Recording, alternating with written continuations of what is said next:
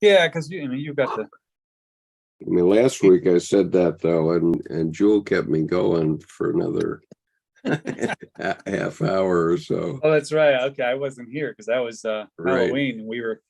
It was very good of her to keep me going last Nice. week. I really appreciated that. Our Halloween thing was so packed. And talk about creative costumes.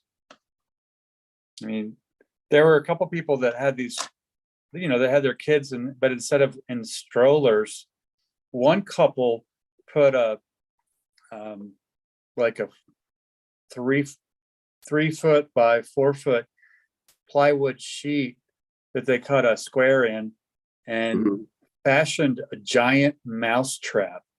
And wow. and then the kid was in the seat coming through the square hole, but they put a mouse costume on. Oh my gosh. On the kid, so the kid was caught in the mouse trap.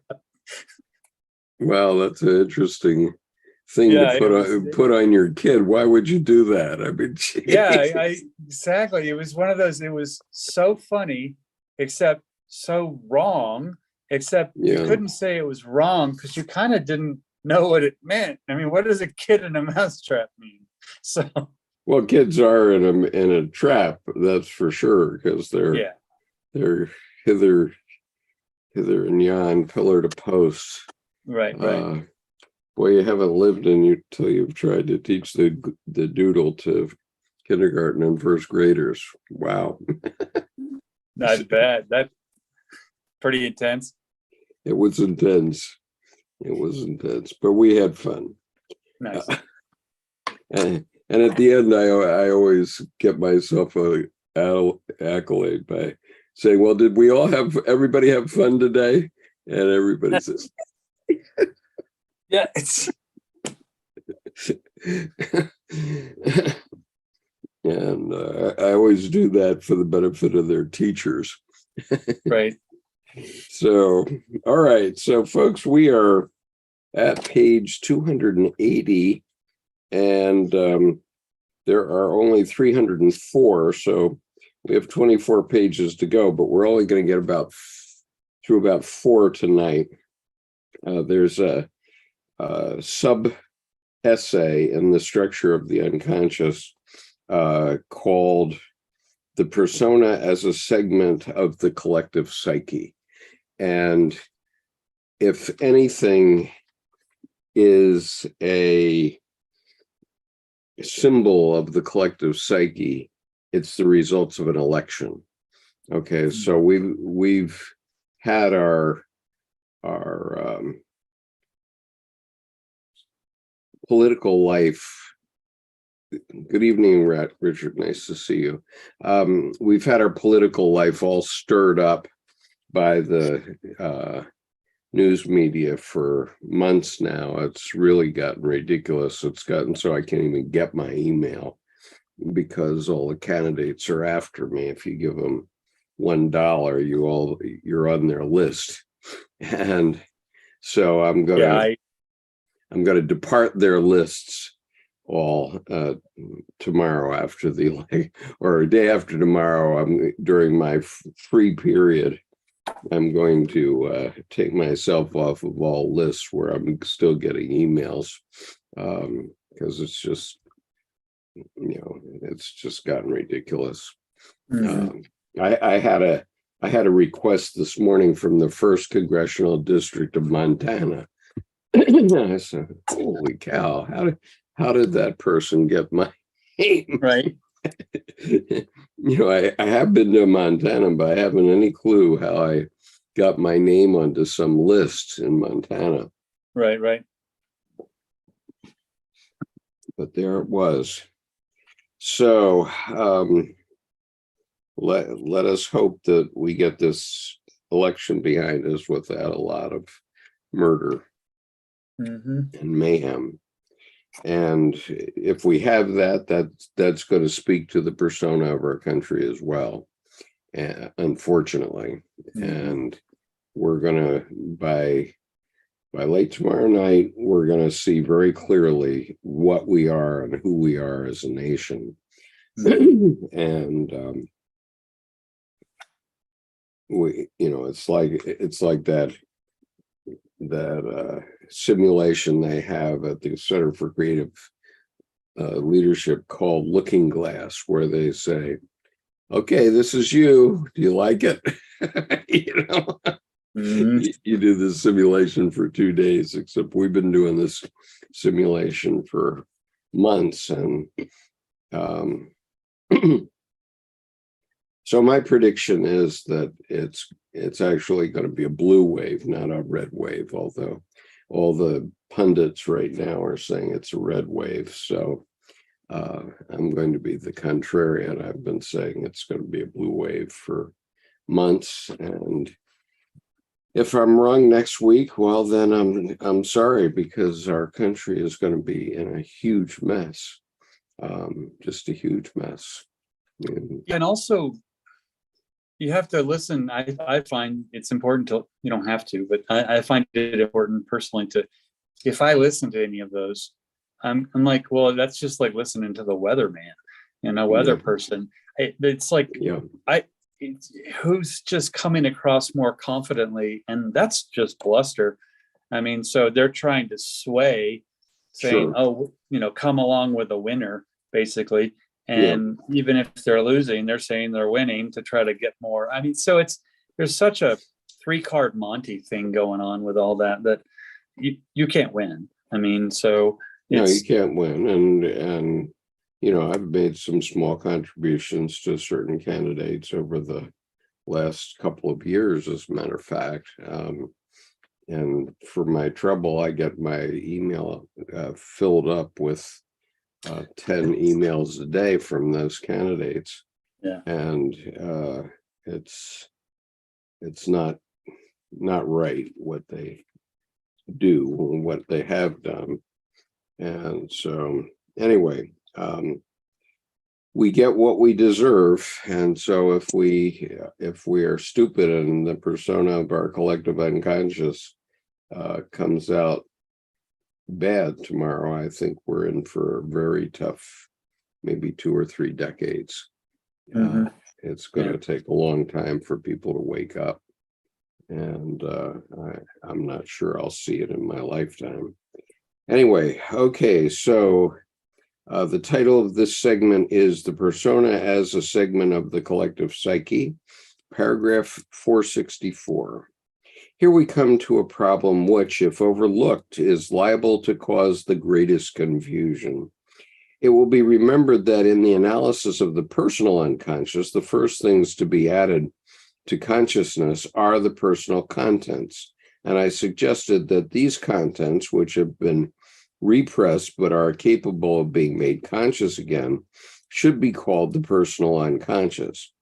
I also showed that to annex the deeper layers of the unconscious, which I have called the impersonal unconscious, produces an enlargement of the personality, leading to a state of godlikeness.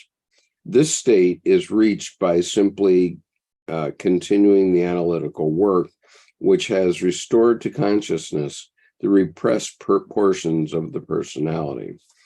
By continuing the analysis, we add to the personal consciousness certain fundamental, general, and impersonal characteristics of humanity, thereby bringing about the condition I have described, which might be regarded as one of the disagreeable consequences of analysis. Okay, so anyway, we're going to see if Mr. Godlikeness announces for the presidency tonight. It'll be interesting to see. And then would have to, I laugh that since facts don't have anything to do with anything half the time anymore, that he would have to admit that he lost the last one. Right. Okay, so you go ahead, Jordan. Paragraph 465. Right. From this point of view, the conscious personality looks to us like a more or less arbitrary segment of the collective psyche. It owes its existence simply to the fact that it is from the outset unconscious of these fundamental fundamental and universal characteristics of humanity, and in addition has repressed, more or less arbitrarily, psychic and characterological elements of which it could just as well be conscious, in order to build up that segment of the collective psyche, which we call the persona. The term persona is a very appropriate expression for this, for originally it meant the mask once worn by actors to indicate the role they played. If we endeavor to draw a precise distinction between what psychic material should be considered personal and what impersonal, we soon find ourselves in the greatest dilemma, for by definition, we have to say of the persona's contents what we have said of the impersonal unconscious, namely, that they are collective.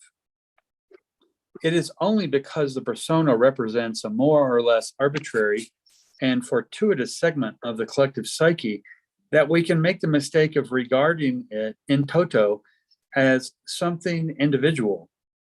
It is, as its name applies, only the mask worn by the collective psyche, a mask that feigns individuality, making others and oneself believe that one is individual, whereas one is simply acting a role through which the collective psyche speaks.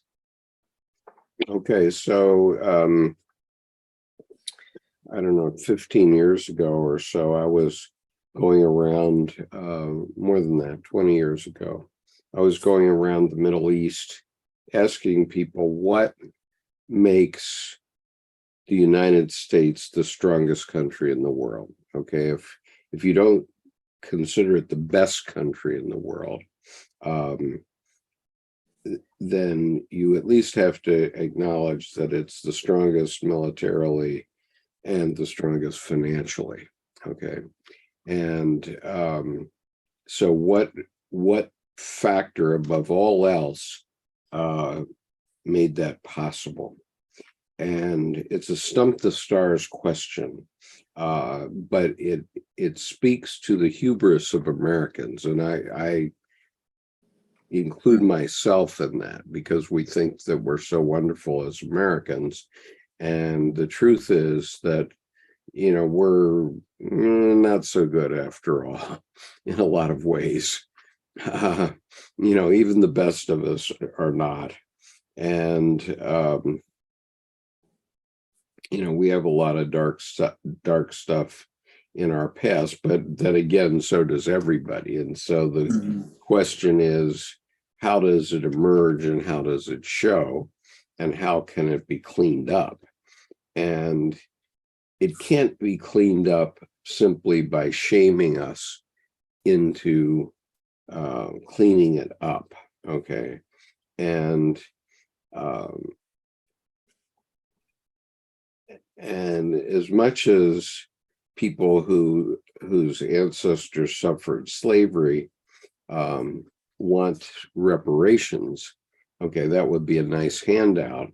But you know, why am I responsible for slavery? I mean, slavery, no one in my family ever owned a slave. We all did our own work. We were farmers, and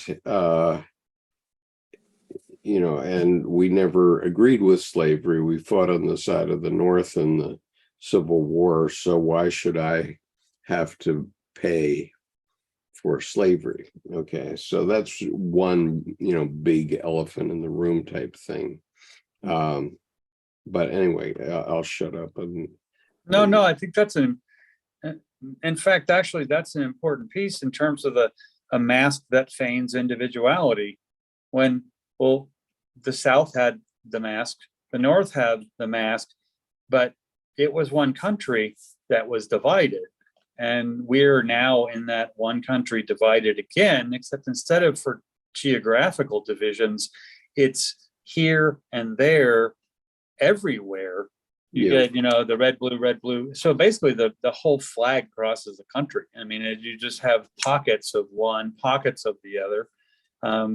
I remember, for example, in Philadelphia, just it was so peculiar that the city of Philadelphia would be blue, blue, blue, but all the little towns all around the state, red, red, red. Yeah. And so the rural there was red, the urban was more blue. And it's interesting because it was so divisive, or divisive, in such a weird way, where it wasn't a culture of a place anymore.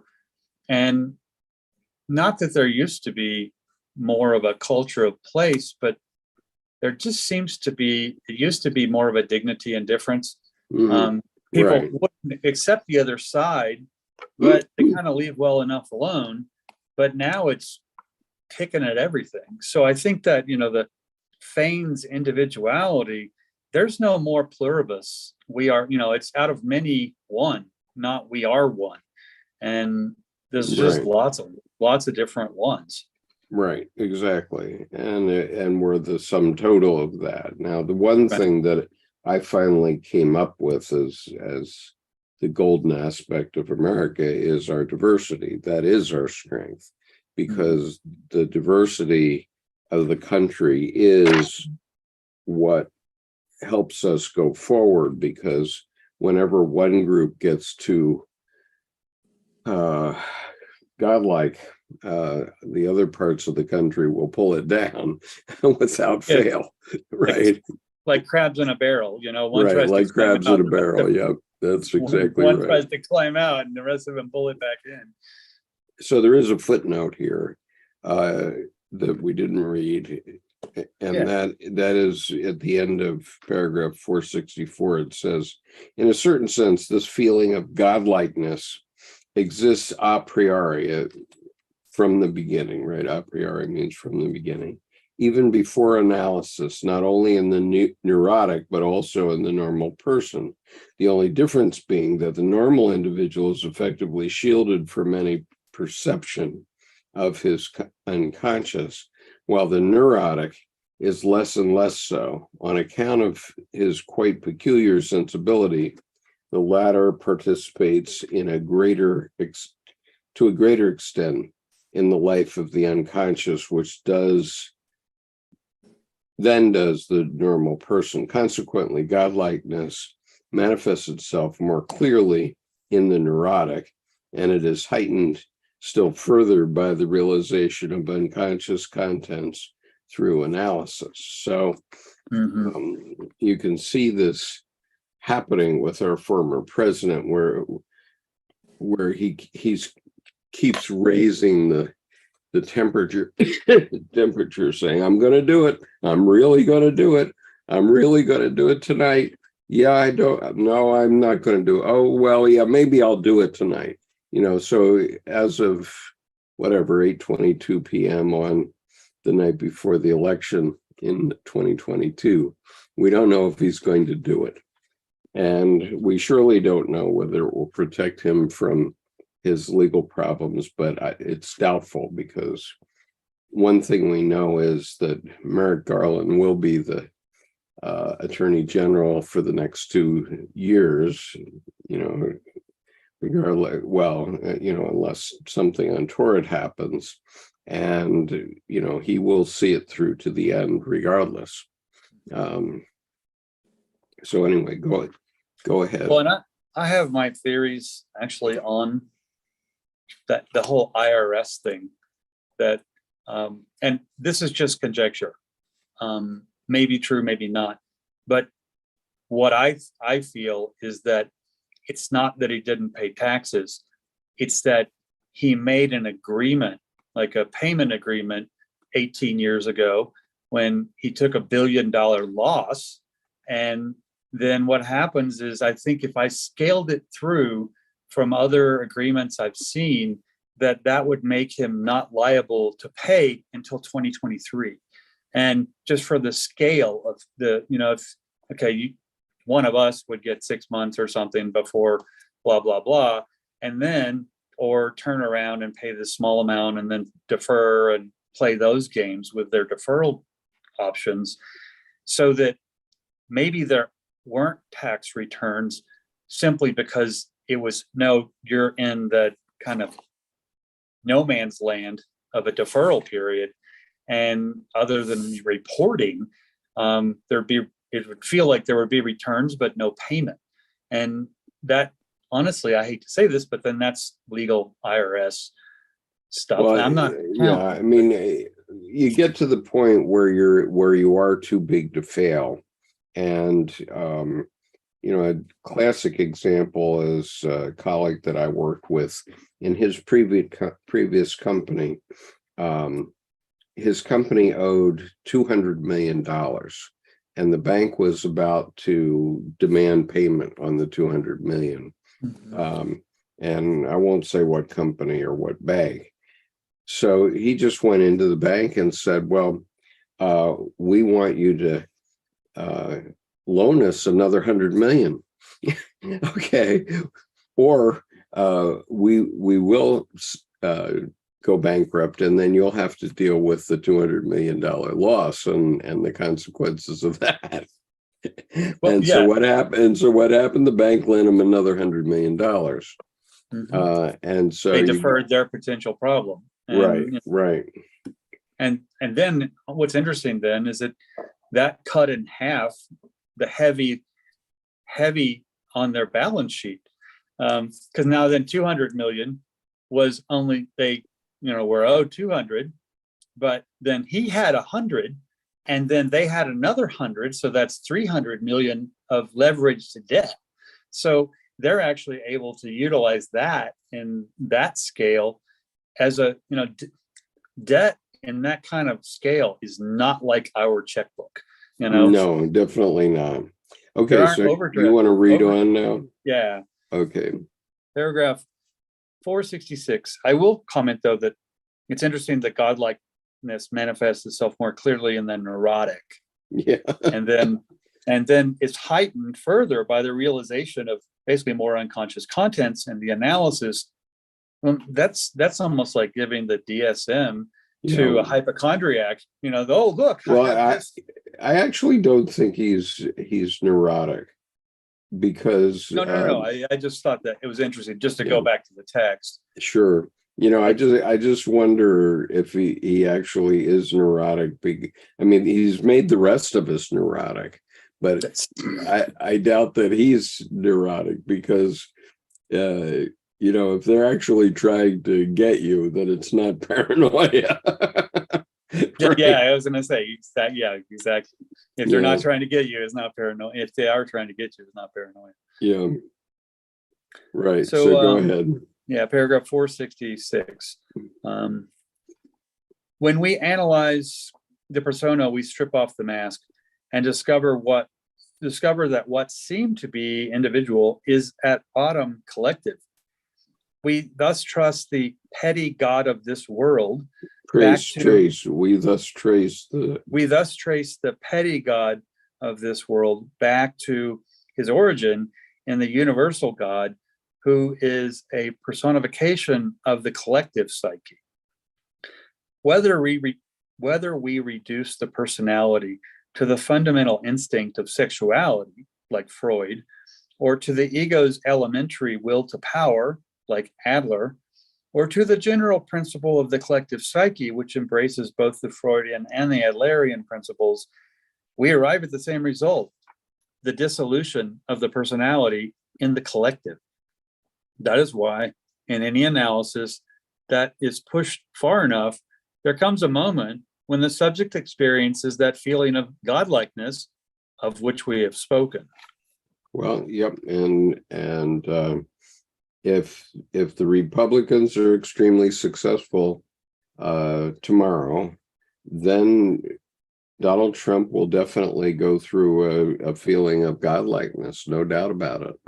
Mm-hmm. And the rest of us will feel like Job being put upon, especially when we actually do see the results. But what gives me hope is that what Winston Churchill said about America, that Americans always get the right answer after trying everything else. And so if we do give Donald Trump another try, we're finally going to get it. It's finally going to come through, because it's going to seep through to everybody's pocketbook. And I'm always amazed that his followers actually aren't terrified, because he reminds me of that old joke of, I want to die peacefully in my sleep, like my grandfather at the wheel, unlike the family who was in his car at the same time screaming. Right. Yeah. Okay. There is that. I don't know. So the persona piece there, it feels to me legitimate identity and personality is when the surface is generated by the substance. So Right. Then you don't need a mask because you're unthreatened. But then what happens is, we have a mask, and it's fashion, personality, style, but Right. it's not so superficial. It's just to our liking. And Right. even that, personal opinion of self is kind of beyond judgment. But at the same time, there is more of a substantial currency of value, that it comes from a heartfelt place. Yeah. And I think that makes a distinction where I feel like he's onion skinned, surface over surface over surface over surface, where there really never was much substance. I mean, who knows, probably past age 2, when he starts to become conscious, because monster of a father and this doormat of a mom, it's like there were no boundary developers. His Right. the parents are mentor tormentors. They're both. Yeah. I mean, in a healthy situation. I didn't want to mow the lawn, but I'm going to have to. And then there's this discipline piece that I learned somehow years later, and go, oh, I see. I need to mow the lawn. And the little Lord Fauntleroy, who was born with a silver spoon in his mouth, and nobody ever says no to him, can get us into quite a predicament. And pooping in a golden toilet. I mean, it's like so there's that. There is that. And so anyway, one thing that's clear is the persona of the United States, whatever you may think of it, red, blue, purple, orange, whatever color, is going to be ripped off tomorrow. And you're going to see exactly the way we are tomorrow. Mm-hmm.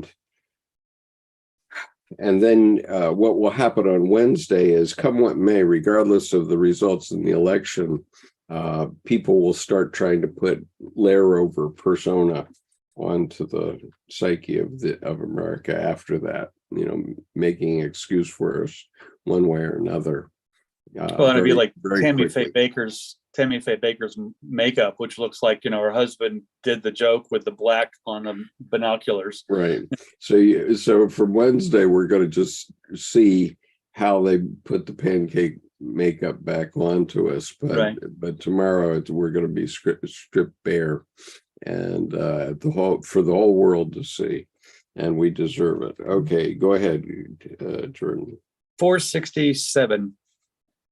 This condition frequently announces itself by very peculiar symptoms, as, for example, dreams in which the dreamer is flying through space like a comet, or feels that they are the Earth, the sun, or a star, or that they are of immense size, or dwarfishly small, or that they are dead, are in a strange place, are a stranger to themselves, confused, mad, etc.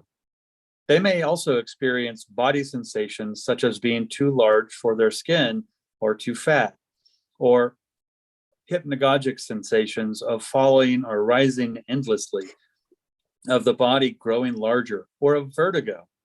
Psychologically, this state is marked by a peculiar disorientation in regards to one's own personality. One no longer knows who one is, or one is absolutely certain that one actually is what one seems to have become. Intolerance, dogmatism, self-conceit, self-depreciation, and contempt for, in quotes, people who have not been analyzed and for their views and activities are common symptoms.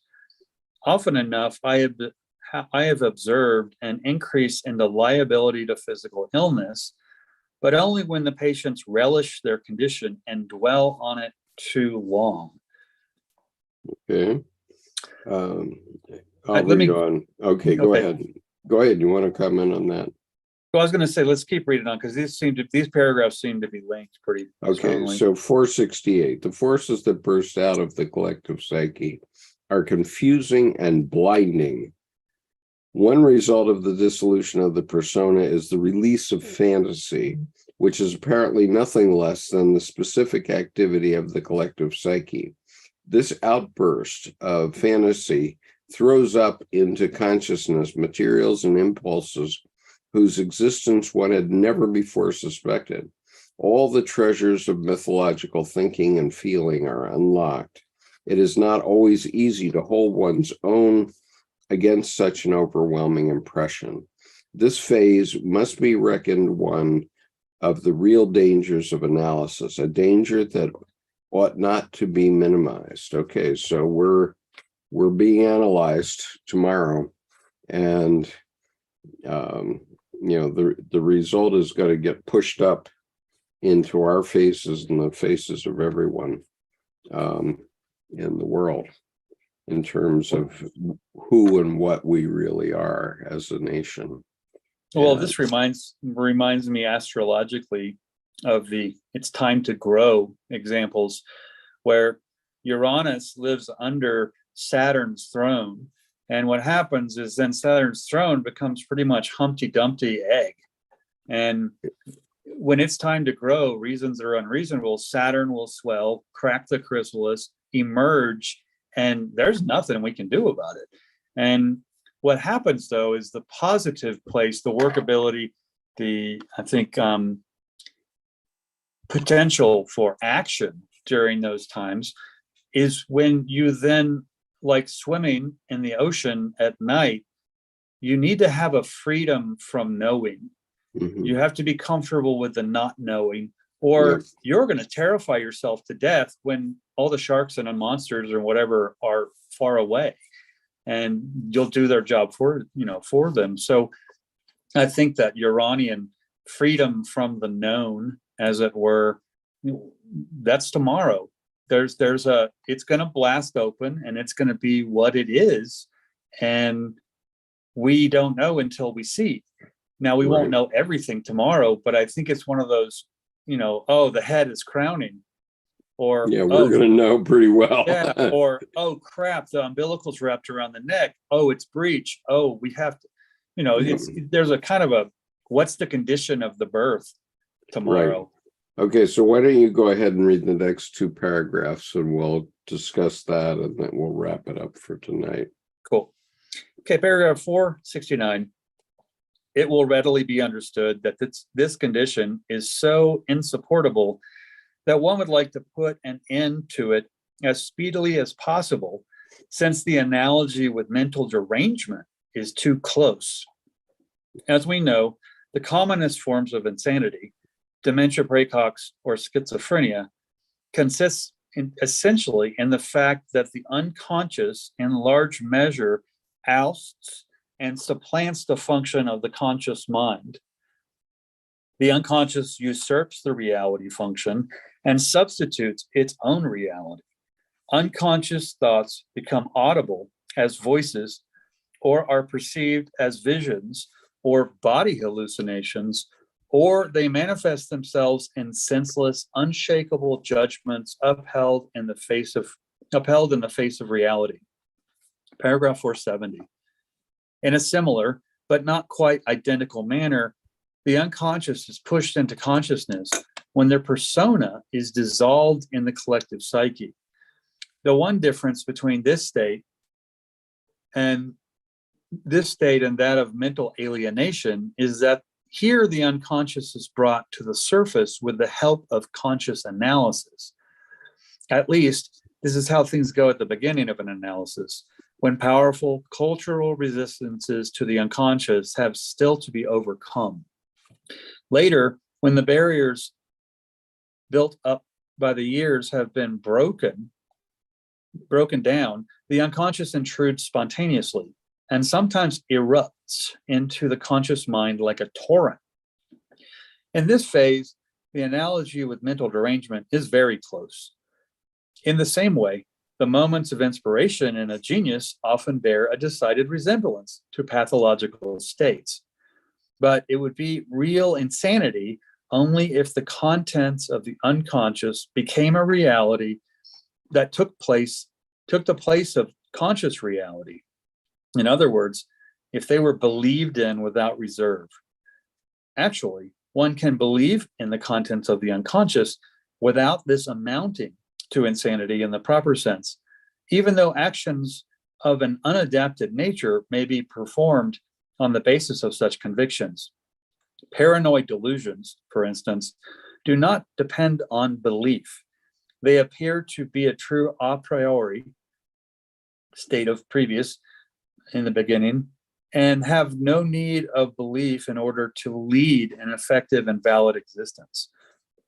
In the cases we are discussing, the question is still open whether belief or criticism will triumph. This alternative is not found in genuine insanity.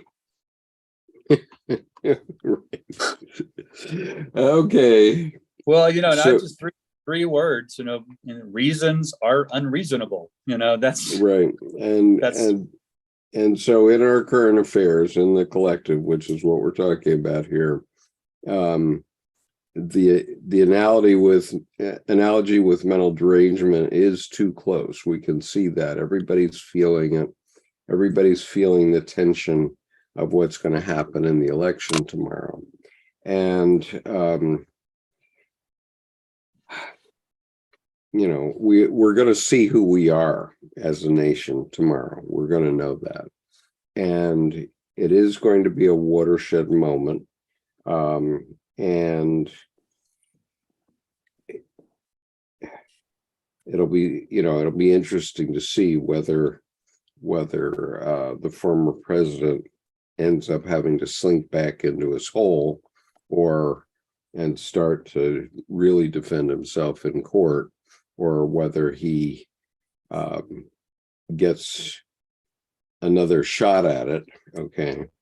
Just remember, fool me once, shame on me. Fool me twice, shame on you. Well, shame on all of us if he gets back into the presidency and destroys major parts of the country.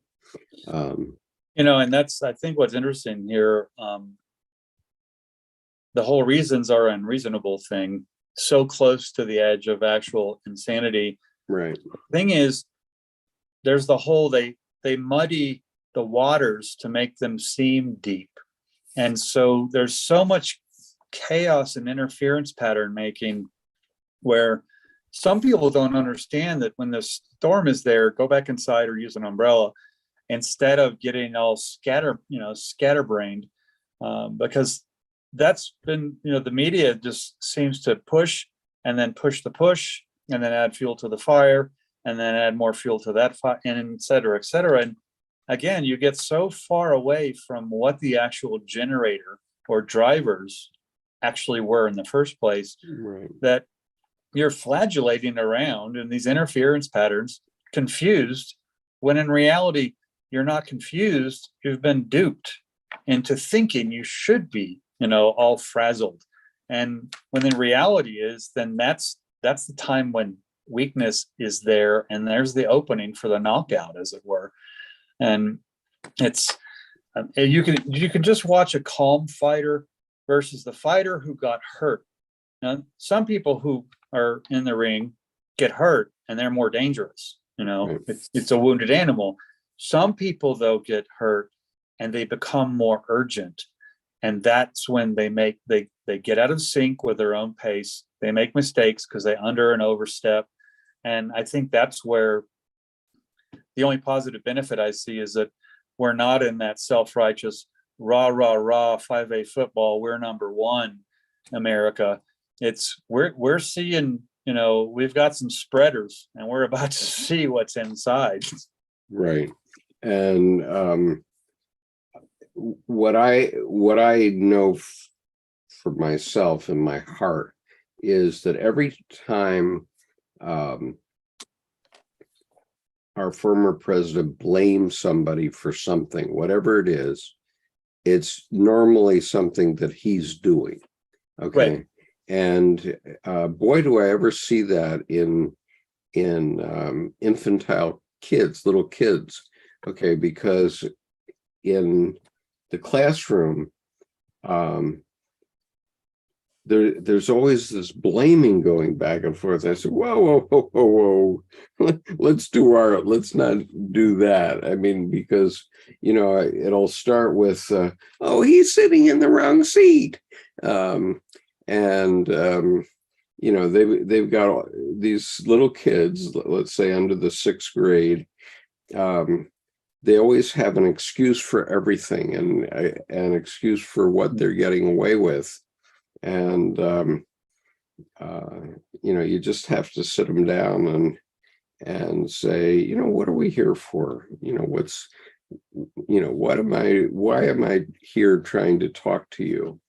Right? Well, the more fierily and angrily someone points something at you, typically means it's more intensely a confession.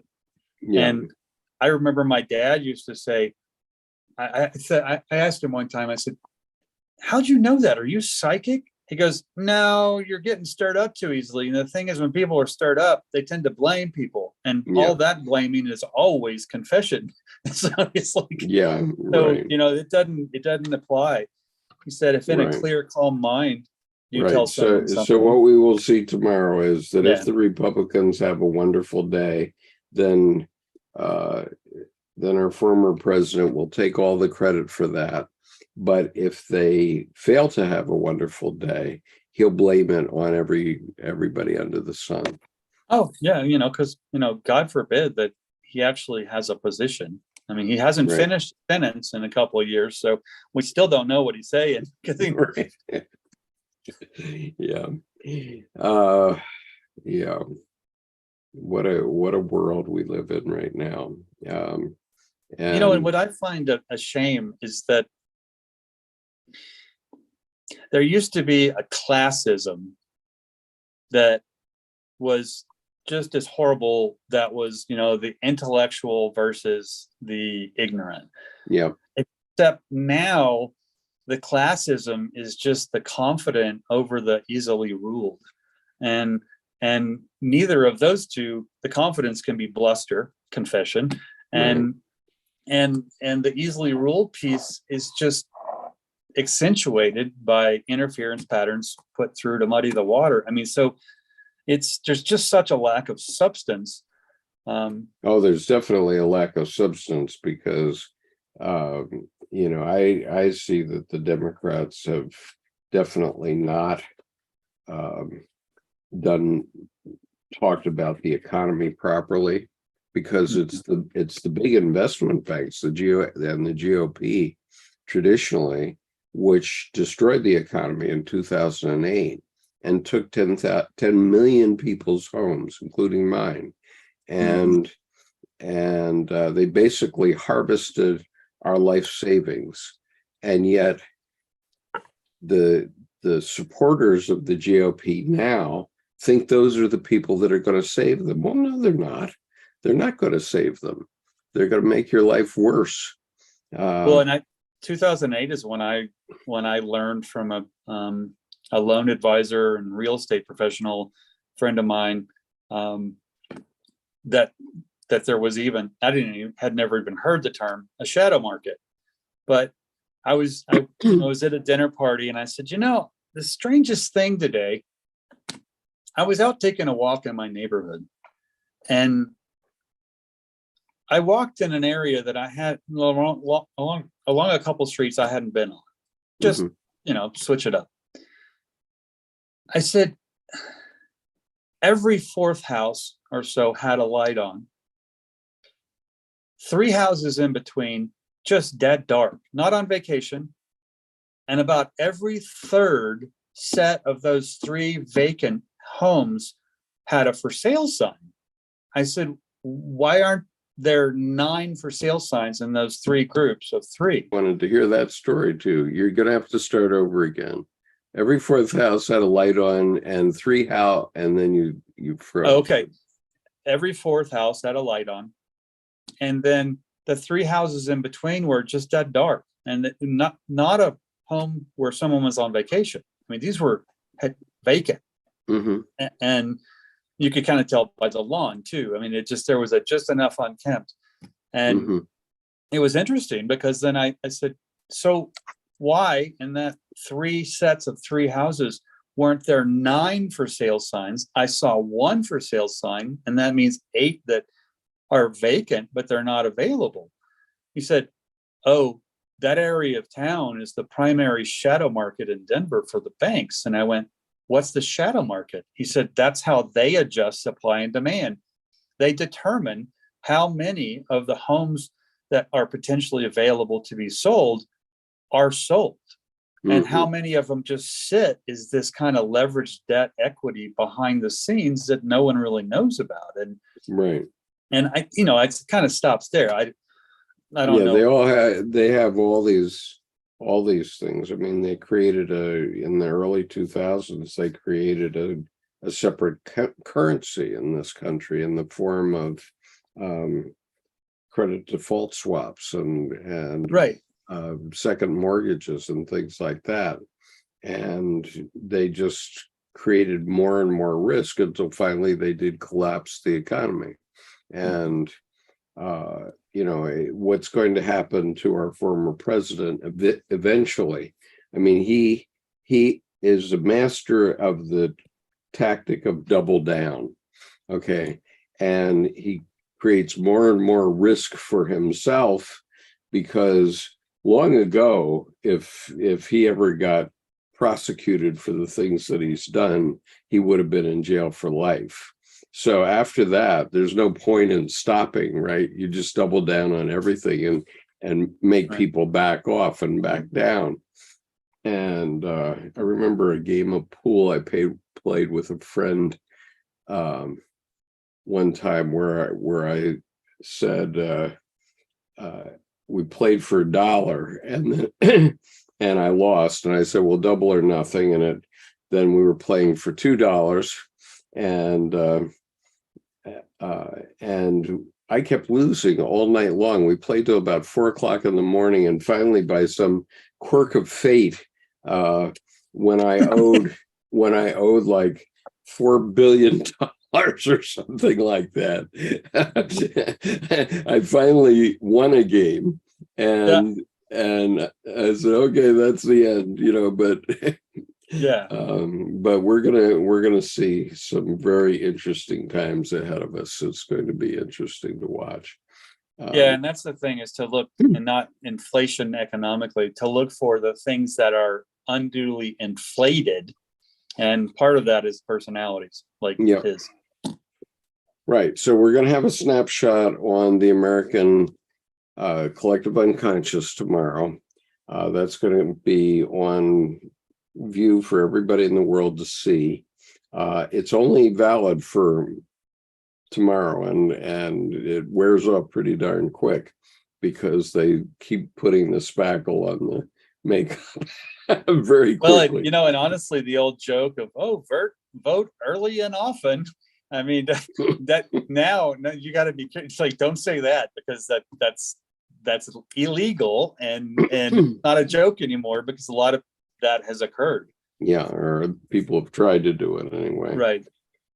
Actually, tried. Right. Yeah, and the irony is that I do think that the election systems that they have, for example, what we use here in Maryland with mail-in ballots and so on, I've already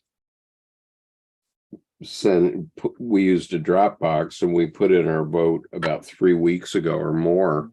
And I've already received a notification from the Board of Elections saying your ballot has been tallied. And and the means that they use to make sure you're the one that gets to vote here are pretty solid. And so even election deniers who get in control of these elections, I don't see how they get away with also denying what actually happens in the ballots, but we'll see.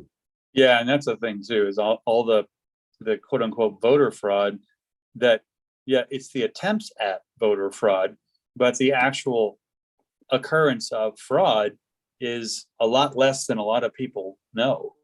I mean, it's actually minimal, it seems. And so that's another one of those confessional tactics. Oh, you can tell you're losing because you're lying. Right. Right. So it's going to be, it's the old Chinese curse, may you live in interesting times. Yeah. So we may have, you live in interesting times. So we have certainly been living in interesting times, and certainly I guess I have you, Jordan, by about 20 years. So I've seen a few more things than you have. I was already at OCS when you were born, basically. What year were you born? 67. Yeah, and that was the year I was at OCS in the summertime. So I wasn't at OCS in 1967 for sure. Not even in someone, like right. Not even in my mom, it's like, yeah. So anyway, good luck to us all. God bless us one and all, and good luck with the election and the results of the election, because I think we're gonna see some stupidity happen, but at the same time, in the end, it's going to come out in the wash, I think. Yeah, and I kind of hope for the bucket to break, so the crabs in the bucket can't keep pulling each other down. Yeah. Okay, so I'm going to excuse myself because I've been going since 5 a.m, and I get the day off tomorrow, though. That's one thing. The schools have a holiday on election day. Isn't that good in the state of Maryland? Totally. Get some sun too. Don't just glue to the TV. I hope I'm going to get some pillow and not much more. But anyway, there you go. Take care. Peace.